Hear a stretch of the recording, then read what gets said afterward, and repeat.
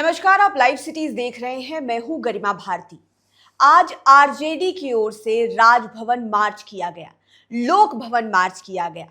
तिरंगा झंडा लेकर आरजेडी के हजारों कार्यकर्ता जो बिहार के अलग अलग जिलों से आए हुए थे, अपने नेता तेजस्वी यादव के साथ राजभवन की ओर चले थे। और ये मार्च सालों बाद हुआ। ऐसे कई सारे धरने हुए आरजेडी के, लेकिन राजभवन की ओर ये कूच जो है आरजेडी की ओर से सालों बाद की गई। तेजस्वी यादव जागे भी, बीजेपी और उनके विपक्ष वालों ने ये भी कहा कि ये एक फ्लॉप शो था। लेकिन हमारे साथ वरिष्ठ पत्रकार रवि उपाध्याय हैं। करीब से आपने लालू के भी एरा को देखा है और अभी आप तेजस्वी के भी एरा को देख रहे हैं। और सालों बाद, तकरीबन एक दशक हम मान सकते हैं, उसके बाद ये राजभवन मार्च आरजेडी ने सिर्फ आरजेडी ने जो है वो इनिशिएट करके निकाला था।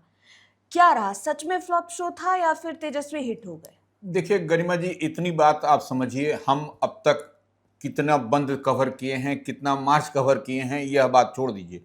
आज देखिए कि आज राजधानी पटना में जो राजद का मार्च रहा, राजभवन मार्च या लोक भवन मार्च जो कह लीजिए उसको, पहली बार लोडेड ट्रैक्टर में बालू रख करके बैरिकेटिंग किया गया ताकि वो हटा नहीं दे। और जबकि मुकम्मल तौर पर कई जगह सड़क को खोद खोद करके बांस बल्ला जगह जगह पर गाड़ा हुआ था। डकबंगला से आप शुरू हो जाइएगा। अच्छा। तो आप और उसके बाद आप चलिए, थोड़ा सा और समझ लीजिए, जो संवेदनशील इलाका है, जहां जो प्रतिबंधित क्षेत्र है, वीवीआईपी जोन जिसको हम लोग कहते हैं, वहां पर आम आवाम का जुलूस प्रदर्शन लेकर के जाना प्रतिबंधित है। उस लोकेलिटी में पहली बार हमने देखा कि मेट्रो का जो काम चल रहा है, उसका मेट्रो का बड़ा बड़ा वो रोकने के लिए, अवरुद्ध पैदा करने के लिए ऑब्स्टेकल बनाया गया था कि उधर भी आप न जा सकें। यह अति सुरक्षित संवेदनशील इलाके की हम बात कर रहे हैं। तो आप समझ लीजिए कि क्या मुकम्मल तैयारी थी प्रशासन की। अब जो हम लोग बात कर रहे थे, ये लाइव सिटीज लगातार इस बात को कह रहा था कि राष्ट्रीय जनता दल की ओर से 2 दिन पहले, माने आज आपको जिस तरीके से राजभवन मार्च हुआ, उससे 2 दिन पहले पत्र एक जारी किया गया था कि जितने भी कार्यकर्ता होंगे वह तिरंगा लिए रहेंगे। और यह तिरंगा लेकर के मार्च करना, निकलना, यह क्या संकेत बताता है, यह बोलने की आवश्यकता नहीं है। वह कहीं ना कहीं यह बात थी कि पुलिस से कन्फ्रंटेशन होगा, पुलिस आमने सामने भिड़ंत होगी, 2-2 हाथ होगा, भागम भागी होगा, तो वहां पर तिरंगा रहेगा तो हमारा बचाव होगा। यही देखिए, ये इंटेलिजेंसिया है या आईक्यू है। और तेजस्वी यादव लालू की पाठशाला के विद्यार्थी हैं, वह उनके पुत्र हैं, तो इतनी बात वह उनको वहां से भी जानकारी मिली होगी। सर, हम लोग कुछ दिन पहले ही जब इस मार्च की घोषणा हो गई थी, उसके बाद हम इस तिरंगे वाली बात पर हम और आप डिस्कस कर रहे थे कि अभी सोशल मीडिया का ज़माना है, वो तिरंगे वाले जो विजुअल्स आएंगे वो कितने अट्रैक्टिव होंगे। और जैसा कि आप जान रहे हैं कि जेनजी का दौर है, जो और जेनजी के जो लोग हैं वो पार्टियों के झंडों को नहीं समझते हैं, वो जातियों के बेड़ियों को नहीं समझते हैं, वो समझते हैं हिंदुस्तान, वो समझते हैं कि हम स्टूडेंट्स हैं, आप एडमिनिस्ट्रेटर हैं, आप सरकार हैं, उनको बस इतना ही फर्क पता है।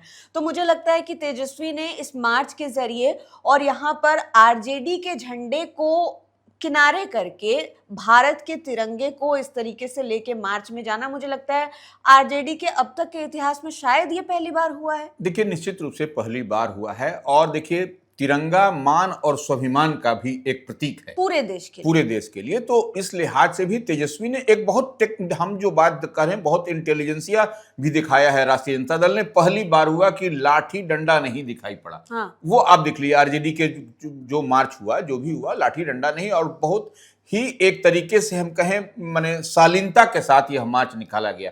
नहीं तो आरजेडी का मार्च जब होता था तो लोग भयक्रांत होते थे, लेकिन आम लोग भी डर जाते थे, आम लोग डर जाते थे, दुकानदार भाग गए। बिल्कुल बिल्कुल। देखिए, दुकानें भी खुली पड़ी थी, यह भी देखिए, और मार्च भी बढ़ता गया। आपने देखा कि पटना के ऐतिहासिक गांधी मैदान के पास जो लोकनायक माने की जो प्रतिमा है, आपको जेपी की प्रतिमा, वहां से मार्च स्टार्ट हुआ। मार्च जैसे जैसे आपको आगे बढ़ता गया, आपको डक बंगला होता हुआ, डक बंगला में तो बैरिकेडिंग को तोड़ दिया गया, सब कुछ जो बांस बल्ला तमाम तरह की हम बात कर रहे हैं, उससे आगे बढ़ गया, उसको भी लोग तड़प गया। और यह मार्च बढ़ते हुए डक बंगला चौराहा से आगे बढ़ा। पुलिस वहां पर, दंडाधिकारी भी मौजूद थे, एक्स्ट्रा फोर्स का डिप्लॉयमेंट था। और हम तो माने बार बार हम कहते हैं कि इतनी अतिरिक्त संख्या में पुलिस बल की तैनाती की गई थी कि क्या कुछ होने वाला है पटना में, यह दिखाई पड़ रहा था। और उसके बाद देखिए मार्च कहां तक पहुंचा, इनकम टैक्स से तारामंडल के बीच। वहीं पर तेजस्वी यादव को पुलिस ने डिटेन किया। डिटेन कहने का मतलब फिर उसके बाद उसको आधा घंटे के बाद में छोड़ दिया गया। छोड़ने का मतलब कि वह उससे पहले भी देख लीजिए, थोड़ा सा और समझिए, जब उनको सचिवालय थाना में जब हम लोग जो विजुअल देख रहे हैं या वो देख रहे हैं, उससे पहले वह राजद के कार्यालय गए। यह देखिए सबसे बड़ी बात है, राजद कार्यालय गए, वहां पर एसडीएम पहुंची, फिर एसडीएम के साथ में वह सचिवालय थाना गए। तेजस्वी यादव, ये इतनी बात हमारे पास इनपुट है जो हम देख पा रहे हैं, जो समझ पा रहे हैं। कई लोग इसको नहीं डिकोड कर पाएंगे, लेकिन हमने देखा कि वहां गए, फिर सचिवालय थाना में जो लिखित में होता है वह लिख करके उसके बाद उनको छोड़ दिया गया। हमें और आपको पता है कि जब ऐसे धरने होते हैं और बड़े नेताओं को जब डिटेन किया जाता है, स्पेशली प्रोटेस्ट में, तो सबको पता है कि थोड़ी देर में वो छूट जाएंगे। राजद के लोगों को भी ये बात अच्छे से मालूम होगी, कई सीनियर लीडर्स भी थे, कई जिलों के भी लीडर्स थे, फिर भी सारे लोग सचिवालय थाना पहुंच गए थे अपने नेता के पीछे पीछे। वो तस्वीरें देखी थी आपने? बिल्कुल, देखिए वो वहाँ सचिवालय थाना तो निश्चित रूप से वह कई दफा भी हम लोग गए थे। इससे पहले हमको याद है कि चिराग पासवान जब थे, चिराग पासवान भी उसी थाना में गए थे, उसी सचिवालय थाना में थे, और उसी तरीके से भीड़, उसी तरीके से हुजूम उभर करके आया था। तो लेकिन यहाँ तेजस्वी के, आप देखिए तेजस्वी के साथ में कंचना यादव भी थी। हाँ। जो राष्ट्रीय प्रवक्ता हैं, उनकी पार्टी के प्रखर प्रवक्ताओं में ओजी के लिए बहुत फेमस है। बिल्कुल, तो वो तमाम लोग थे। और उसके बाद से मनोज झा थे, जो प्रोफेसर भी हैं, विद्वान भी हैं, वह भी थे, और सधा हुआ बोलते हैं, कहीं कोई उसमें झोल झाल नहीं होता। लेकिन एक बात देखिए गरिमा जी, हमको आज जो दिखाई पड़ता है कि यह जेनजी का मसला था। लंबे समय के बाद आपने ठीक कहा कि जो हम लोग ऑफ द कैमरा बात कर रहे थे कि 10 और संभवतः 11 साल के बाद तेजस्वी यादव रोड पर उतरे। इससे पहले भी रोड पर उतरे थे, लेकिन इतना लंबा प्रोटेस्ट, माने जो मार्च होता है, वह तेजस्वी के हम लंबे समय के बाद देख रहे हैं। और अंतोगत्वा हम बोलते थे कि तेजस्वी को सड़क पर उतरना पड़ेगा, अंत में उनको उतरना पड़ा। और जेनजी का मसला है, युवाओं का मसला है। और देखिए AK-47 सिवान में चला था 22 जुलाई को, वही मामला दिखाई पड़ रहा है। इससे पहले वो डीजीपी विनय कुमार विरोध में भी नहीं। अब देखिए एक और उसमें इंटरेस्टिंग पॉइंट है। इंटरेस्टिंग पॉइंट ये है कि सिवान में AK-47 का मसला है, और वहां पर मरहूम जो वहां के साहबुद्दीन, जो एक्स MP हुआ करते थे, उनके पुत्र वहां से जो MLA हैं ओसामा साहब, वह भी थे इस मार्च में। क्योंकि आरजेडी का, देखिए आरजेडी का इस मार्च से हम लोग या मीडिया की नजर, पैनी नजर भी लगी हुई है कि क्या कुछ वहां पर है, कितने मुकम्मल तौर पर उनके विधायक पहुंचे, नहीं पहुंचे, बड़ी टूट होगी, क्या होगा। तो इस लिहाज से देखिए तमाम उनके सांसद भी दिखाई पड़े। सर, अगर आज मतलब कि इस मार्च का जो बेस था वो सिवान में AK-47 के चलने को लेकर ही था, ऐसे में अगर ओसामा साहब नहीं आते, क्योंकि हमको पता है कुछ दिन पहले जब बांकीपुर का उपचुनाव हुआ था तो ओसामा साहब ने मना कर दिया था कि उनकी माता ने जब चुनाव लड़ा था, हिना साहब ने, तो प्रशांत किशोर ने शायद रणनीति में मदद की थी, तो वो उस लिहाज से वो नहीं आना चाहते थे। लेकिन अभी जब सिवान का ही मसला था और शहाबुद्दीन के बेटे ओसामा साहब नहीं आते, तो राजद की भी किरकिरी होती, और शहाबुद्दीन का जो नाम है उस इलाके में, या फिर ओसामा साहब जिस नाम की वजह से या जिस काम की वजह से भी जीते हों, उस पर भी दाग लग जाता शायद, अगर वो ना आते। बिल्कुल, इसीलिए हम कह रहे हैं कि आप देखिए कि ओसामा साहब की उपस्थिति यह बड़ी बात कहती है। इसी को हम बताना भी चाह रहे थे कि ओसामा साहब का इस लोक भवन मार्च में उपस्थित होना, और देखिए कि जिस तरीके से मीडिया से वह स्माइल करते हुए, इंटरेक्ट करते हुए दिखाई पड़े, तो ये एक बड़ी बात हमको दिखाई पड़े। लंबे समय के बाद हम देखें कि ओसामा साहब इस तरीके के मार्च में भी आते हैं।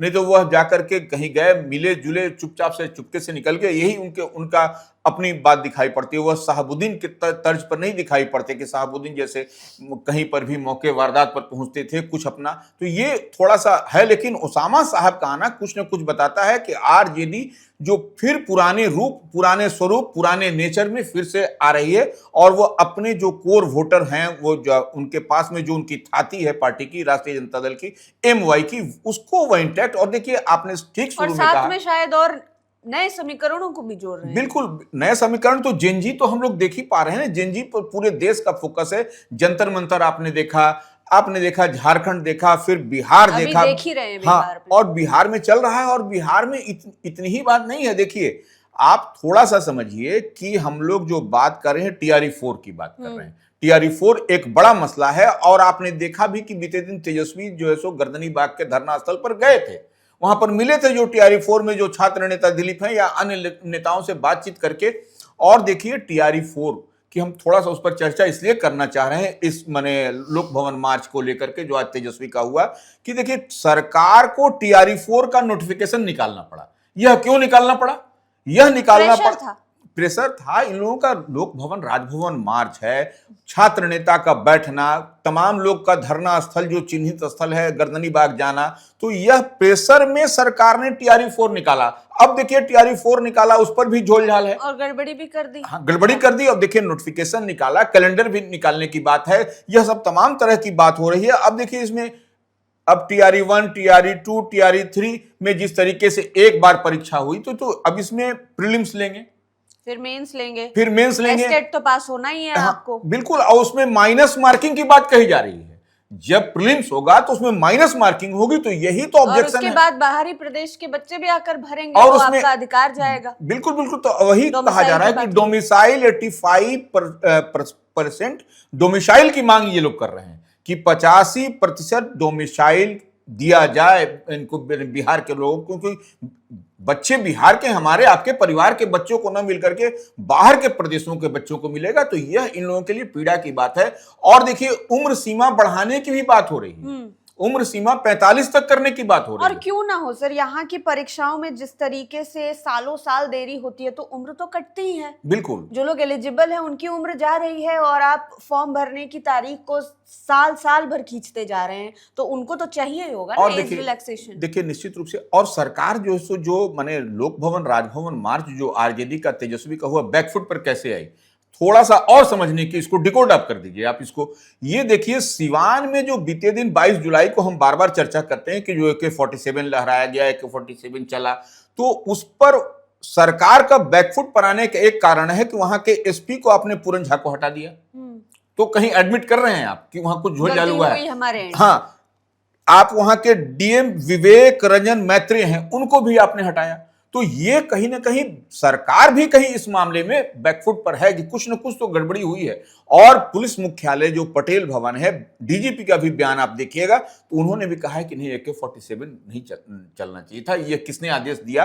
तो यह सब तमाम तरह की जो बात दिखाई पड़ रही है, वैसे में निश्चित रूप से तेजस्वी यादव का सड़क पर निकलना, मार्च करना, वाटर कैनन को झेलना, यह सब तमाम तरह की उनकी, अब एक बार में जो बिहार में कहा जाता था कि नेता प्रतिपक्ष गायब हैं, तो आकर के उन्होंने अपनी USP बढ़ा ली है। और विशेष तौर पर जेनजी के मसले को लेकर के, युवाओं के मसले को लेकर के तेजस्वी ने एक बड़ी लकीर खींचने का काम किया। अब देखने वाली बात है। और एक बात आपने शुरू में ही कहा इंट्रो में अपने, कि बिहार के हर जिले से कमोबेश लोग जुटे थे। एक शॉर्ट आह्वान पर शॉर्ट दिन में इतने लोग जुटे। और पटना की सड़क पर हम कम समय में देखे कि लोक भवन राजभवन मार्च हो तो 10,000 के आसपास कमोबेश लोग सड़क पर थे। और वो देखिए तेजस्वी यादव को जब पुलिस ने डिटेन किया, उसके बावजूद लोग आपको इनकम टैक्स से लेकर के आपको तारामंडल के बीच में लोग सड़क पर थे। लोग इंतजार कर रहे थे कि फिर तेजस्वी आएंगे तो फिर हम लोग यहां से मार्च करेंगे। ये अद्भुत नजारा था। आपने एक बात शुरू में कही कि तेजस्वी यादव लालू यादव के पाठशाला के छात्र हैं। बिल्कुल। और वहां से सीख रहे हैं। अब मैं यहाँ पर आपसे थोड़ा सा डिफर करती हूँ।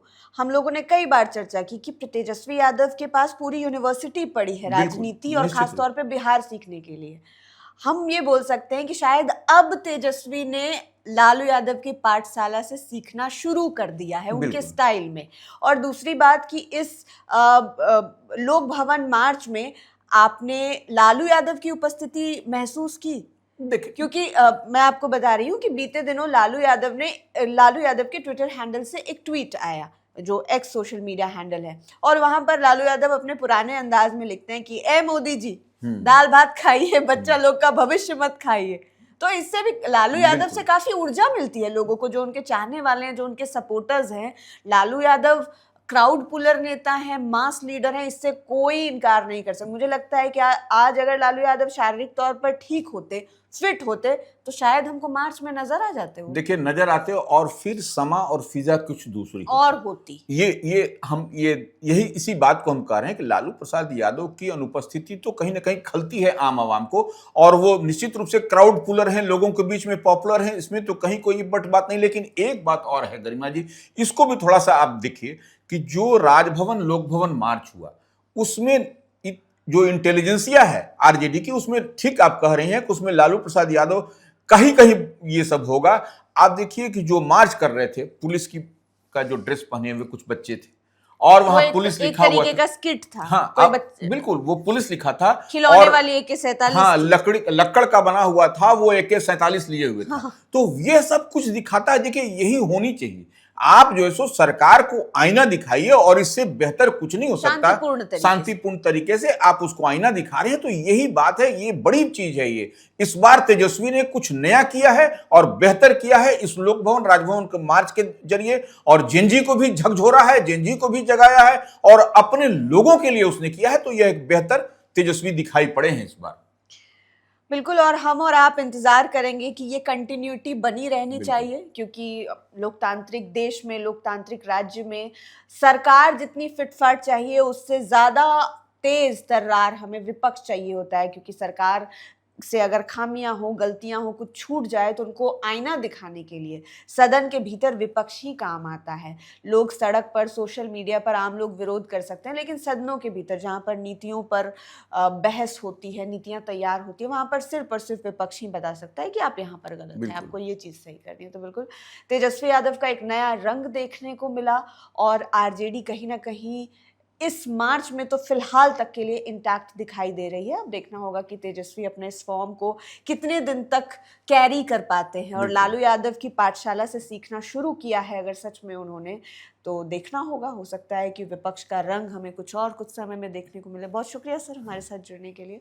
आप सभी का भी शुक्रिया। आप लाइव सिटीज़ के साथ बने रहें। इस वीडियो को यूट्यूब पर देख रहे हैं तो चैनल को सब्सक्राइब करें, फेसबुक पेज लाइक करें। आप हमें हमारे सोशल मीडिया हैंडल्स पर भी फॉलो कर सकते हैं। धन्यवाद।